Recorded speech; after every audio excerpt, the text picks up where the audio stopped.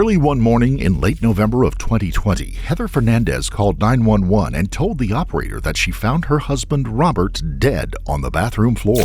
Tell me exactly what happened. I came into my room and my husband, I think he died. I think he's on the floor. I know he's on the floor. I think he's dead. No, Robert, no, babe, no, please don't do this to me, no. Don't do this to me, no. Heather looked every bit the frantic and distraught widow when first responders arrived shortly thereafter.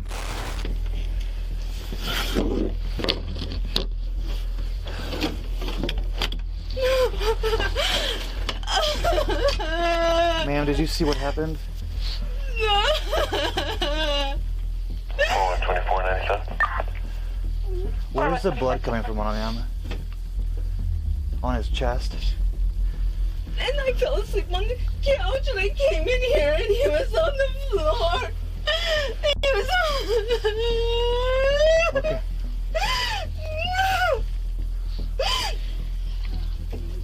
Ma'am, can you watch eyes? Can you check his pulse? He's cold. He's cold?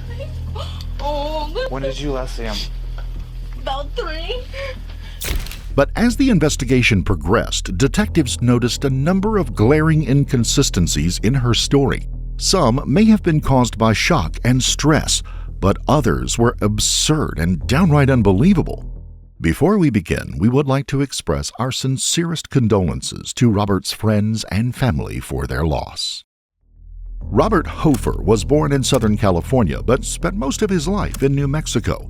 Robert joined the Navy after high school and spent nearly a decade as a nuclear reactor technician on board submarines. Afterwards, he moved back to New Mexico and eventually got a job as a computer technician at the public library in Farmington. The job wasn't particularly exciting after his military service, but Robert was active and had lots of interests and hobbies. He loved riding bikes and spending as much time as he could in the great outdoors. Robert was also an insatiable reader, an amateur chef and foodie, and an astute student of history. In many respects, he was the commensurate Renaissance man. Robert got married and divorced somewhere along the line, but he was instantly smitten when he met Heather Fernandez in September of 2019. Heather was a bubbly third-grade teacher at McCormick Elementary School in Farmington, and she and Robert hit it off immediately. In fact, things got so serious so quickly that they tied the knot at the VFW in Aztec, New Mexico the following September, just a year after they first laid eyes on each other. Robert told everyone that Heather was the love of his life and that he had never been happier. He also loved Heather's 3 children and their children, which he treated like they were his own grandchildren. Robert and Heather lived in a modest home on the 700 block of South Ivy Avenue. We don't know much about their relationship after the wedding, but we do know that Robert was out of work and money was tight. To make matters worse, Heather was also supporting one of her adult sons, his fiancée, and their 2 kids who lived with her and Robert in their tiny home. Needless to say, the living situation was tense, and Heather was under a lot of stress. She and Robert had only been married a few months, but they regularly argued about money, his unemployment, and even the relationship he had with his ex-wife. As is often the case, the facade of happiness and normalcy they presented to the outside world may have been a very different thing from what went on behind closed doors. Heather and Robert were at home together on the evening of Saturday, November the 28th, 2020. By some accounts, Heather's son, his fiancée, and their 2 children were there as well.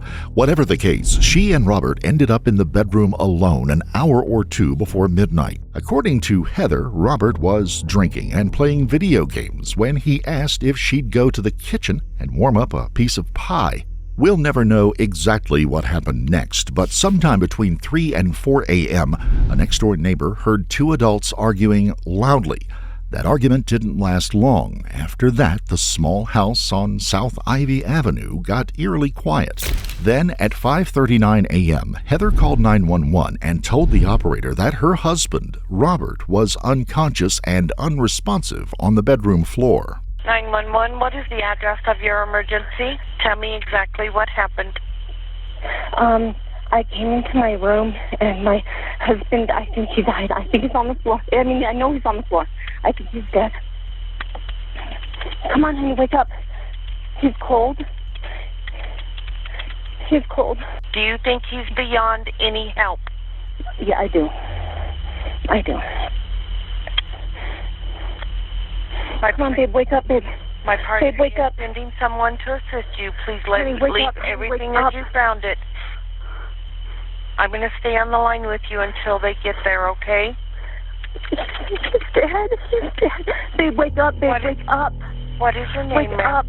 Hold on, I can't hear you. Hold on, let me put you on speaker. No, you're fine. Babe, come on. Come on. Come on, babe, wake up. You want, ma'am, Yes.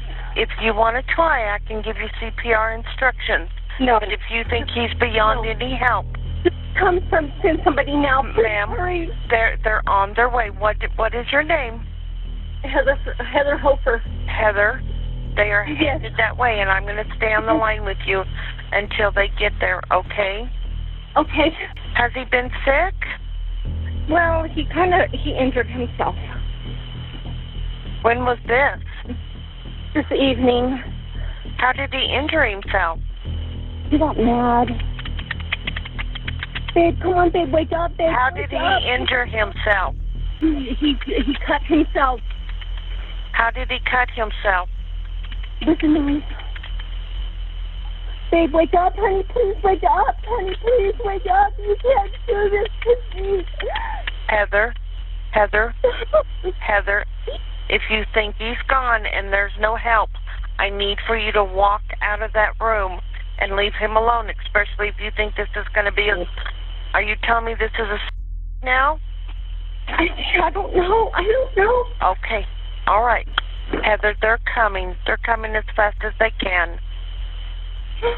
I know it seems like it's a really long time, but they are coming. They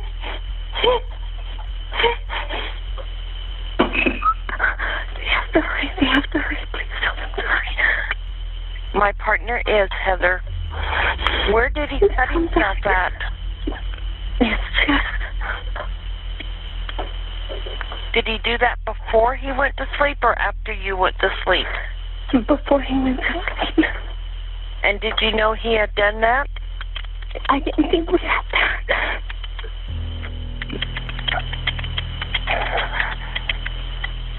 I didn't think we had that. Hurry, please. Heather, I'm here with you until they get there.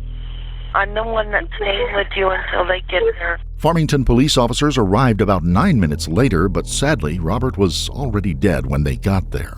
What, he cut himself with? He said one of the steak knives, but I couldn't have... Okay, let's not go reaching around. I just don't want you to get cut, ma'am, in case it's sitting around here. Say again? I don't want you reaching around just in case you get cut, okay? Not that I know of. Was he laying here in bed and you moved him over off the ground? Okay. And when I got up...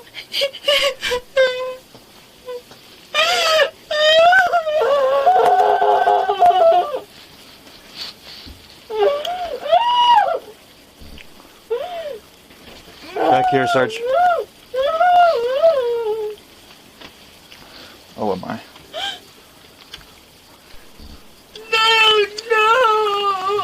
No! We're not sure. She said he cut himself earlier in the night. Had been in bed in here, and then she came over, pulled him off the bed, took his shirt off. No, the lacerations I'm seeing are deep enough and have a lot of blood protruding, but... That's the thing. I don't know. As I told, it's not deep. They were deep. They're not deep enough to kill. What medication does he take, ma'am? Or this is medication up here? Was he said that he was cutting because it hurt, or he said it hurt because he cut it? 4106, do you have contact with the Leadership Park officer?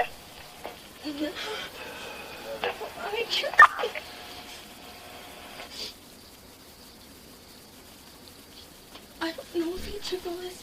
I don't know. It's okay. Take your time. I don't know. Okay. I'm calling him back. He was on the floor. Is there a way to get her in the living room? Yeah, we can try that. Yeah. How old is he? 49. 49. I don't know. No. It's okay. I Man, we're going to assist you out to the living room, okay? What happened? Take some deep breaths. Is there anything we can get you, ma'am? I don't want him to be like that, and I know he's... We're going to take care of him, ma'am. We're going to respect him, and we're going to take care of him for you.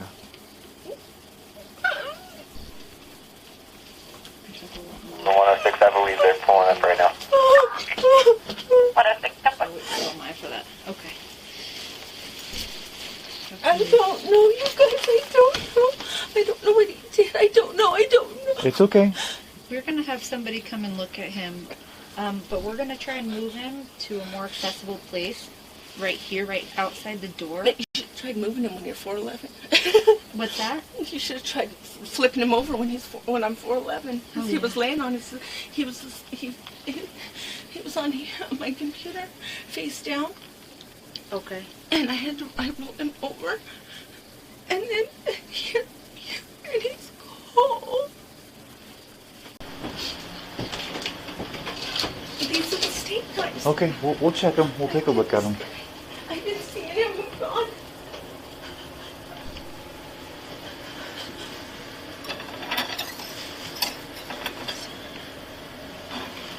No. I didn't see them in here. I don't see any of them missing. Does he keep his knives in any drawers or anything like that, ma'am? No. And do you know if it was in here where he ended up possibly hurting himself, or what had happened exactly, Heather? Yeah. Well, we were going to bed, and he was like, "It hurts. It hurts." And I put him in bed, and And is there any cut marks on him at that time? I didn't notice any at that time. And then I went a little later, and he was like, "It hurts." And there was blood on his. I was like, of course, I said dirty words. What the did you do? Did this happen whenever you were moving him on your shirt? You have some of this. Some blood. I'm sure it happened when I moved him. Or when I took it off of him and I cleaned it up. He was wearing a shirt. Again, now I can't find it. He was wearing a shirt and a jacket. So with all that said, and I'm just going to kind of warn you ahead of time, they're going to probably collect your shirt, take pictures of you and your hands. Just because I didn't do anything. It's okay. Listen, It's just procedure. part of their I didn't do anything. And I just wanted to warn you ahead of time. They're going to get you. I don't want you to be surprised by anything that happens. Okay, their investigation is going to be very thorough, and they're going to ask you questions and just kind of try and get a timeline to get there. We do need to find the shirt. We do need to find the jacket. I was looking for that. If we can touch as minimal things as possible. Robert was lying on the floor with 3 gaping wounds to his chest, and Heather had blood on her shirt and hands. The officers also noticed that there was far more blood on the bed than there was on the floor. It seemed a little suspicious, but at that point they weren't sure if they were dealing with a homicide or a suicide. In the early going, Heather seemed just like another grief-stricken wife struggling to come to terms with the sudden loss of a spouse. Even so, she said a few things that didn't add up. For one, she told them that she had moved Robert's body. Nonetheless, they did not press for more information because they knew investigators would eventually take her to the police station for more questioning. Later that morning, crime scene technicians began going over the home with a fine-tooth comb. Again, they noticed that most of Robert's blood was on the bed and not on the floor where his body was found. And even more interestingly, not a single drop of blood was found outside of the bedroom. In fact, the evidence suggested that Robert was stabbed on the bed in the bedroom and that someone had cleaned his body before moving it to the floor. Another red flag were the wounds in Robert's chest being consistent with one of the knives from the kitchen. But all of the knives were exactly where they were supposed to be when first responders got to the house. That afternoon, investigators noticed even more inconsistencies when they questioned Heather about Robert's death. But in Heather's case, investigators suspected that she was intentionally trying to deceive them. She claimed that Robert stabbed himself while she was in the kitchen warming up his pie, and that he was complaining of mild chest pains when she got back somewhere around midnight. But later she said she didn't return to the bedroom until approximately 3 a.m. According to Heather, she cleaned the wounds and said goodnight to Robert in the bedroom before walking to the living room and falling asleep on the sofa. But like nearly everything else she said, this didn't make sense on a number of levels. First off, investigators found it hard to believe that she and Robert didn't sleep together. After all, they were only married for a few months. When they asked Heather about the sleeping situation, she laughed, raised her voice, and said that she regularly slept on the sofa because Robert wet the bed. Shortly thereafter, Heather even claimed that he might have cut himself with a razor or overdosed on pills. The truth was that her story or stories weren't believable. Investigators never believed that Robert stabbed himself in the chest so many times and with such force. You're saying, though, that he was complaining of pain as you're going to bed.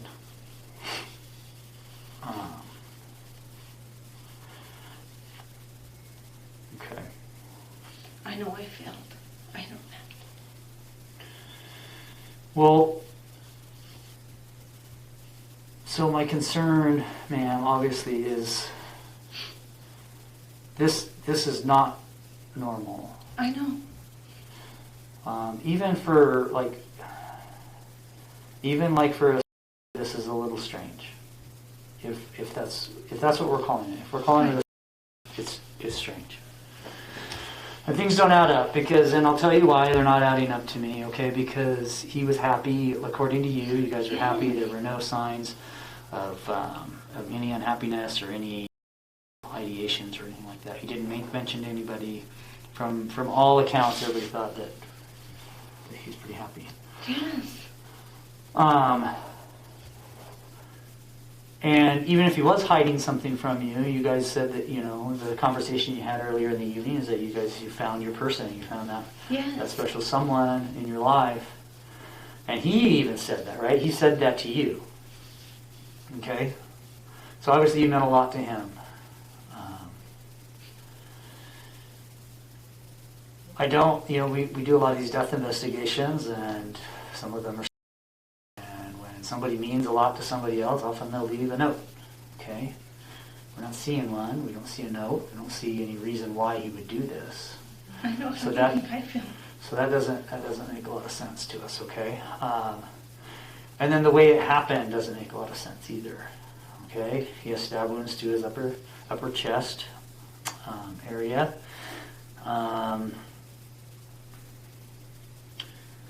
So that's strange to us. We don't know where the weapon is that was used. Hey, the one of the guys found it. How do you know that's it, though? Oh, well, I don't know. I thought that's what he said. Okay. So. I mean, you said steak knife because he told you steak knife. Yeah. Okay. So I don't want to jump to any right. conclusions here, but we don't know. And why if he did that to himself, would he hide it or put it away somewhere? That just doesn't make sense, right? Okay, so there's all these things. I know. How do you think I feel? And then on top of that, you check in on him, and he's obviously has something wrong with him. He's not completely coherent. Of course, that could be chalked up to some of the drinking, but that could also be chalked up to he has a major injury, and nothing's done. We don't know. Nobody calls an ambulance. Nobody follows up and says there should be something. Even if, at the very least, ma'am, you got to look at this. I understand. I know. I failed. I failed, and I know that. I'm not saying that anybody failed. I'm just saying that it looks messed up. Yeah, I understand. Please, no, I understand. Even if these injuries, and we don't know the extent of these injuries, maybe these injuries are superficial, I don't know. But even if those injuries are superficial, at the very least, it's a cry for help if he did this to himself, right? And as a teacher, one of the things you're taught to look for is, like, even with students that are crying out for help and stuff like that, they should, you know what I mean? I know. That's a warning sign. So I have some major concerns with that. I have some major concerns that you cleaned him up and took that shirt off and cleaned him up. and then leave him that time again too. That would have been the perfect time to call someone. I know. Like I told you, I know. Okay.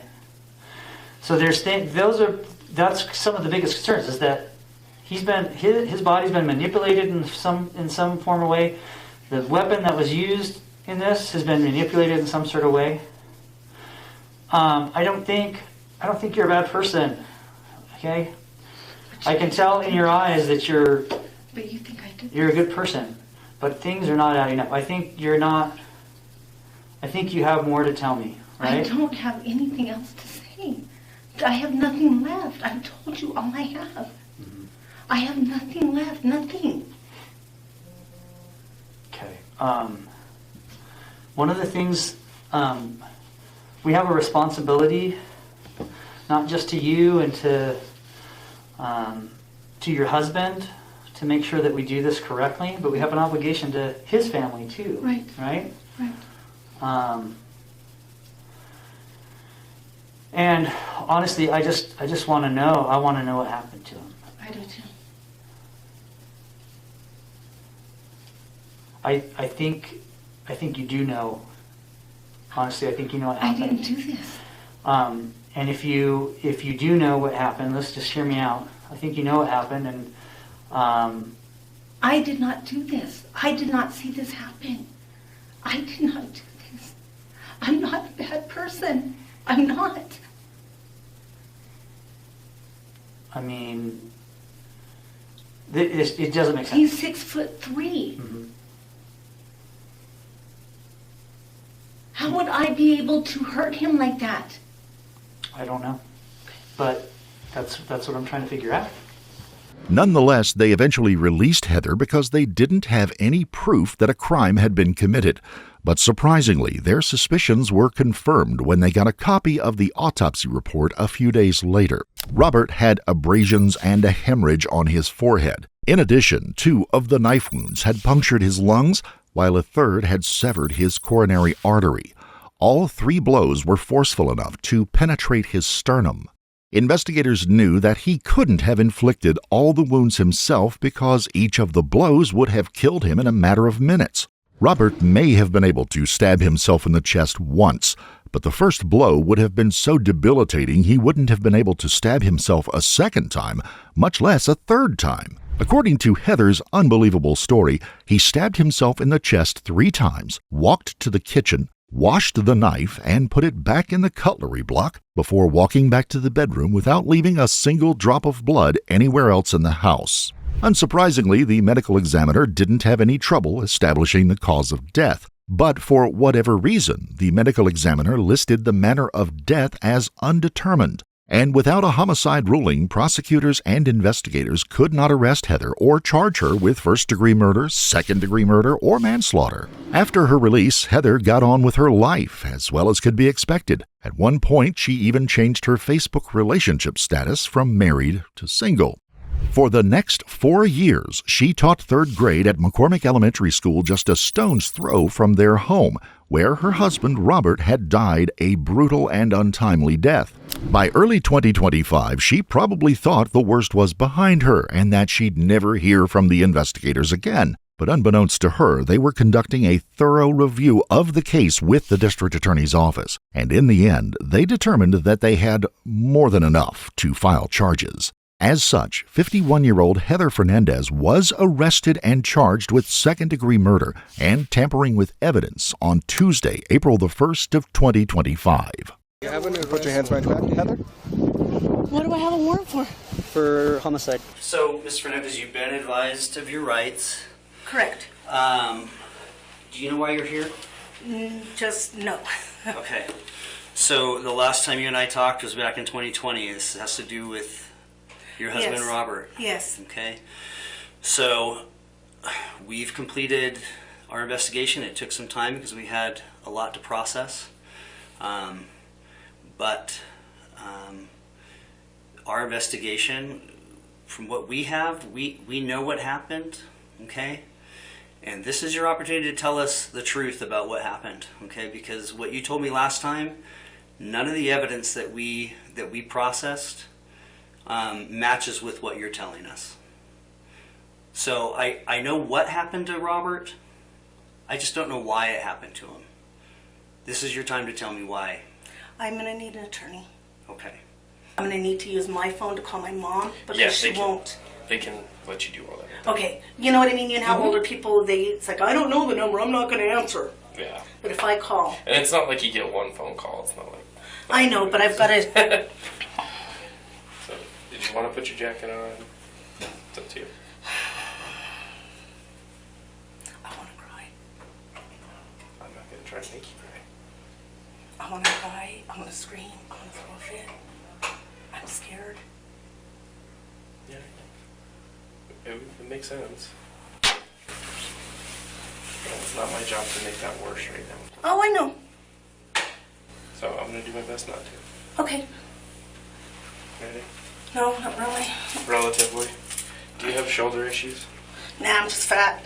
Heather was placed on administrative leave after the arrest, and to date, it is unclear if she has entered a plea or when her trial is scheduled to begin.